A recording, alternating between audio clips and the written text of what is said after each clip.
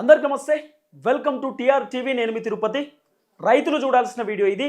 మరీ ముఖ్యంగా రైతు భరోసా రానటువంటి వాళ్ళు చూడాల్సిన వీడియో ఇది. మీ వాట్సాప్ గ్రూప్లలో, మీ సోషల్ మీడియా ప్లాట్ఫామ్స్లలో కూడా ఈ వీడియోని షేర్ చేసేటటువంటి కార్యక్రమం చేయండి. తెలంగాణ మాజీ ముఖ్యమంత్రి బీఆర్ఎస్ పార్టీ అధినేత కల్వకుంట్ల చంద్రశేఖరరావు గారు ముఖ్యమంత్రి రేవంత్ రెడ్డికి భారీ షాక్ ఇచ్చినటువంటి పరిస్థితి. కేసీఆర్ దాదాపు 5 లక్షల మంది రైతులతోటి ఖమ్మం లేదా వరంగల్లో భారీ బహిరంగ సభ పెట్టబోతుందనేది ప్రధానంగా సోషల్ మీడియాలో వినబడుతున్నటువంటి వార్త. కేసీఆర్ మొన్ననే silver Jubilee celebration BRS party పెట్టి దాదాపు 25 సంవత్సరాలు అవుతున్నటువంటి నేపథ్యంలో కేసీఆర్ వరంగల్లో ఒక భారీ బహిరంగ సభ పెట్టిండు. ఆ భారీ బహిరంగ సభకు సుమారు 10 లక్షల మంది జనం వచ్చిర్రు. ఆ 10 లక్షల మంది జనంలో సుమారు 2 లక్షల మంది రైతులే వచ్చిర్రు. సో ఆ సభ సక్సెస్ అయిపోయిన తర్వాత కాంగ్రెస్ పార్టీకి సంబంధించిన నేతలతో, కాంగ్రెస్ పార్టీ ఎమ్మెల్యేలు, ఎంపీలు, మంత్రులు, ఎమ్మెల్సీలతో తెలంగాణ ముఖ్యమంత్రి రేవంత్ రెడ్డి గారు సిఎల్పి మీటింగ్ పెట్టిండు.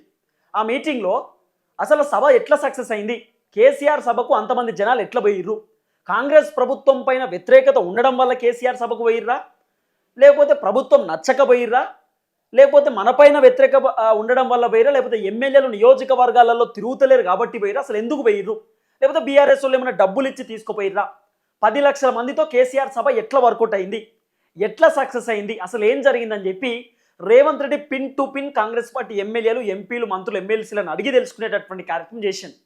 దాదాపు 2 లక్షల మంది రైతులు కేసీఆర్ సభకు, వరంగల్లో జరిగినటువంటి సభకు పోయిర్రు. ఇప్పుడు కేసీఆర్ రైతులతోటి ఒకటి ఖమ్మంలో, ఒకటేమో కరీంనగర్ లేదా వరంగల్, ఈ 3 జిల్లాలలో ఏదో ఒక జిల్లాలో రైతులతోటి కేసీఆర్ భారీ బహిరంగ సభ పెట్టబోతున్నాడు.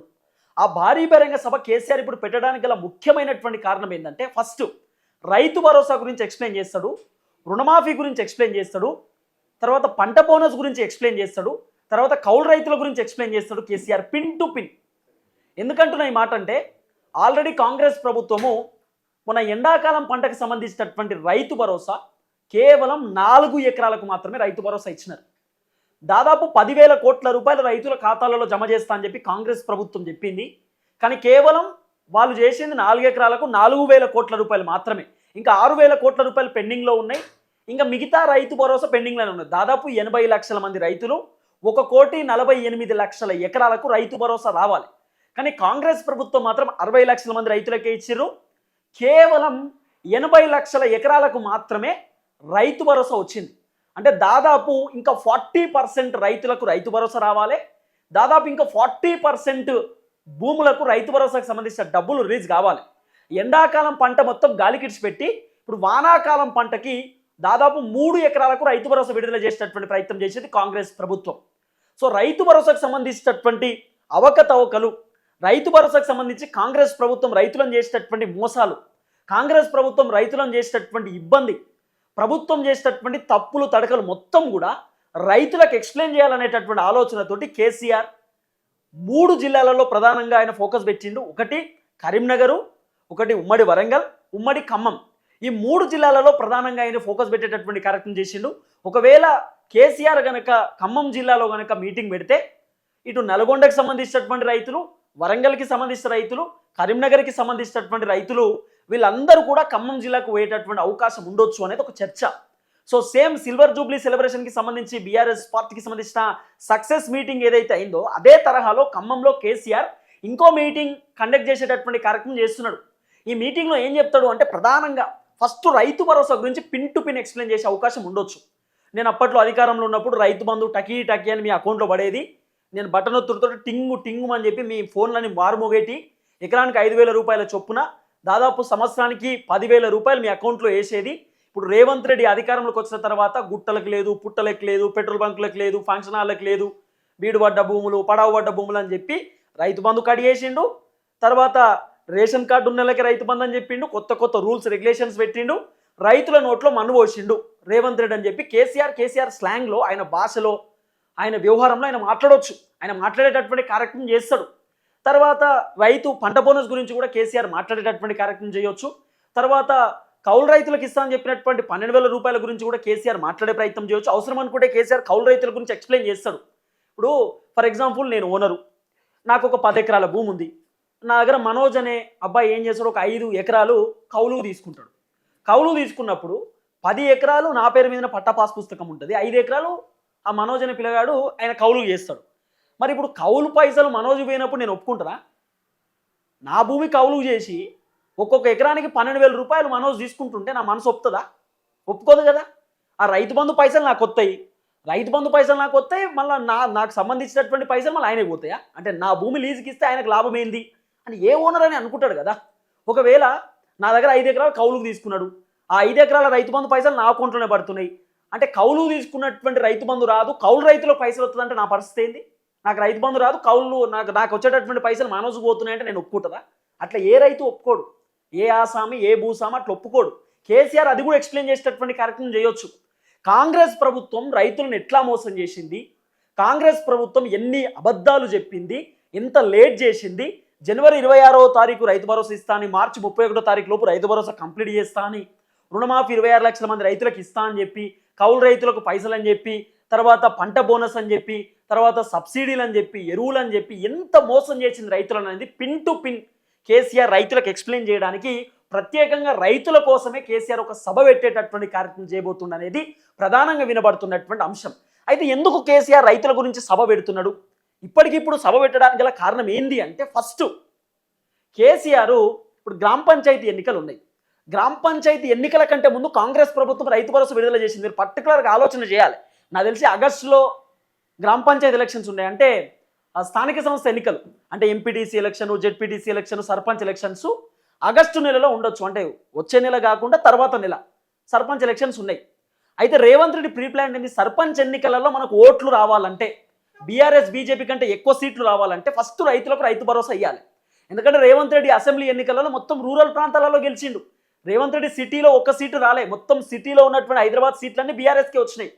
రేవంత్ రెడ్డి ప్లాన్ ఏంది, పల్లెటూరులో జనం మన పైన వ్యతిరేకంగా ఉన్నారు, రైతులు విపరీతమైనటువంటి వ్యతిరేకంగా ఉన్నారు, రైతులు కాంగ్రెస్ ప్రభుత్వాన్ని తిడుతున్నారు, రైతులు ఎమ్మెల్యేలను తిడుతూ ఉన్నారు, ముఖ్యమంత్రి రేవంత్ రెడ్డిని తిడుతున్నారు, చాలా దారుణమైనటువంటి భయంకరమైన వ్యతిరేకత కాంగ్రెస్ పైన ఉన్నది. కాబట్టి ఫస్ట్ రైతు భరోసా ఇచ్చి రైతులను మచ్చిగా చేసుకోవాలి, రైతు భరోసా ఇచ్చి రైతులను మళ్ళీ కాంగ్రెస్ వైపు తిప్పుకోవాలి. కాబట్టి రైతులకు రైతు భరోసా విడుదల చేసే ప్రయత్నం చేసింది. ఇప్పుడు అంటే కాంగ్రెస్ పైన పాజిటివిటీ రావడానికి ఎట్లనో అట్లా రైతు భరోసా అయితే ఇచ్చిండు కదా, మంచిగా చెడో ఓటు అయితే వేద్దామని చెప్పి జనాలు అనుకోవాలనేటటువంటి ఆలోచనతోటి రేవంత్ రెడ్డి రైతు భరోసా రిలీజ్ చేసిండు ఎలక్షన్ ముందు. ఇప్పుడు సర్పంచ్ ఎలక్షన్స్ ఒకవేళ వచ్చే నెల లేకపోతే ఆయన రైతు భరోసా ఎందుకు ఎత్తుండే, పాత రైతు భరోసాను ఇప్పటిదాకా రాలే కదా. ఎండాకాలం పంటకు సంబంధించినటువంటి రైతు భరోసా ఇప్పటిదాకా రాలే, కేవలం 2-3 ఎకరాలకే ఇచ్చిండు. అవి గంగలో కొట్టుకుపోయినాయి, అటే పోయినాయి, ఆ పైసలు అటే పోయినాయి, ఆ ఎకరాలు అటే పోయినాయి, కథ అటే పోయింది. ఇప్పుడు వానాకాలం పంట కాడికి వచ్చిండు.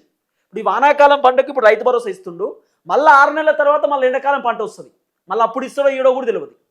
కాబట్టి ఓట్ల కోసం రేవంత్ రెడ్డి రైతు భరోసా ఇచ్చిన నేపథ్యంలో కేసీఆర్ దాన్ని తిప్పికొట్టేటటువంటి ప్రయత్నం చేస్తున్నాడు. ఇప్పుడు కేసీఆర్ ఏం చేస్తాడు, భారీ బహిరంగ సభ పెట్టి తన స్లాంగ్లో తెలంగాణ యాస భాష, ఆయన స్లాంగ్, ఆయన బాడీ లాంగ్వేజ్ డిఫరెంట్ ఉంటుంది కదా, ఆ యాసలో మాట్లాడుతూ రైతులకు చెప్తాడు.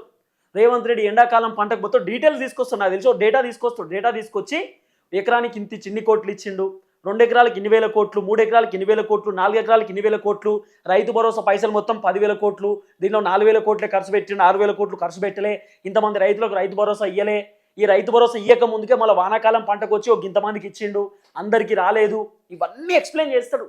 కేసీఆర్ అధికారంలో ఉన్నప్పుడు మల్లారెడ్డికి 500 ఎకరాలు ఉంటే 500 ఎకరాలు కూడా రైతు భరోసా వచ్చింది. లేకపోతే కూటాయకు ఆయనకి 100 ఎకరాలు ఉంటే 100 ఎకరాలు, 1000 ఎకరాలు ఉంటే 1000 ఎకరాలు, అన్లిమిట్ పంటకి ఇచ్చిండు కేసీఆర్. దేనికి పట్టా పాస్ పుస్తకం ఉంటే అవన్నిటికీ కేసీఆర్ రైతు బంధు ఇచ్చిండు. కానీ ఇప్పుడు కాంగ్రెస్ ప్రభుత్వం వచ్చినాక కేసీఆర్ మొత్తం గుట్టలు పుట్టలకి ఇచ్చిండని చాలా దాదాపు ఒక 5-6 లక్షల ఎకరాలు మొత్తం కడిగేసి, సుమారు 2-3 లక్షల మంది రైతులను కడిగేసి మిగతా వాళ్ళకు రైతు భరోసా ఇచ్చారు. పూర్తి స్థాయిలో రాలే. మళ్ళా కొంతమంది రైతులు నాకు ఫోన్ చేశారు, అరే మినిమం ఒక 5 ఎకరాల కన్నా రైతు భరోసా ఇవ్వచ్చు కదా అనేది. ఇప్పుడు 5 ఎకరాల భూమి ఉన్నటువంటి రైతు ఆయన భూస్వామి కాదు, ఆసామి కాదు, ఆయన కూడా పంట పండియాలి, కష్టపడితేనే ఆ పిల్లలు చదువుకుంటారు, కష్టపడితేనే ఆయన భూ వస్తుంది. 5 ఎకరాలు ఉన్నటువంటి రైతు కోటీశ్వరుడు కాదు, మినిమం 10 ఎకరాలు ఉన్నాయని భూస్వామి ఆసామి అని అనొచ్చు. ఎందుకంటే 10 ఎకరాలు ఉంది కాబట్టి ఈజీగా బతికేటటువంటి అవకాశం ఉంటుంది. 10 ఎకరాలు ఉన్నాయి నేను మిడిల్ క్లాస్ అని చెప్తాం. ఈ 5 ఎకరాలు ఉన్నటువంటి వాళ్ళు అంటే బిలో మిడిల్ క్లాస్, అంటే మిడిల్ క్లాస్ కంటే కొంత చిన్న, 5-6 ఎకరాలు, 7 ఎకరాలు, 8-9 ఎకరాలు ఉన్న వాళ్ళు కొంత మిడిల్ క్లాస్ అని చెప్పొచ్చు. ఇక 10 కంటే పైన ఎకరాలు ఉన్నటువంటి వాళ్ళు ఇక వాళ్ళు మిడిల్ క్లాస్ కిందికి రారు, కొంత ఉన్నోళ్ళ కిందికే వస్తారు. 10 ఎకరాల భూమి ఉందంటే మామూలు విషయమా కాదు కదా. కాబట్టి మొత్తానికి కేసీఆర్ ఒక భారీ బహిరంగ సభతో ముందుకొచ్చేటటువంటి అవకాశం కనబడతా ఉంది. అది కూడా సర్పంచ్ ఎలక్షన్ షెడ్యూల్ కంటే ముందు, అంటే సర్పంచ్ ఎలక్షన్స్కి సంబంధించిన షెడ్యూల్ వస్తుంది కదా, ఆ షెడ్యూల్ కంటే ముందే కేసీఆర్ భారీ బహిరంగ సభ ప్లాన్ చేయబోతుందనే చర్చ నడుస్తూ ఉంది. జూలై నెలలో, ఇది జూన్ జూలై వచ్చే నెల ఫస్ట్ వీక్లో కేసీఆర్ భారీ బహిరంగ సభ కరీంనగర్లో అయినా, లేకపోతే వరంగల్లో అయినా, లేకపోతే ఖమ్మంలో అయినా రైతులతోటి కేసీఆర్ ఒక పెద్ద ఎత్తున మీటింగ్ ప్లాన్ చేస్తూ ఉన్నాడు. ఆ మీటింగ్లో కాళేశ్వరానికి సంబంధించినటువంటి వ్యవహారం కూడా మాట్లాడవచ్చు. కాళేశ్వరం తోటి ఇన్ని లక్షల ఎకరాలకు నీళ్లు బారినాయి, కాళేశ్వరం తోటి ఇంత అభివృద్ధి జరిగింది, కాళేశ్వరం తోటి ఇట్లయింది అట్లయిందని చెప్పి కేసీఆర్ పిన్ టు పిన్ చెప్పేటటువంటి కార్యక్రమం కూడా చేయవచ్చు. సో మొత్తానికి కేసీఆర్ ఒక మాస్టర్ ప్లాన్తో తెరపైకి వస్తున్నటువంటి పరిస్థితి.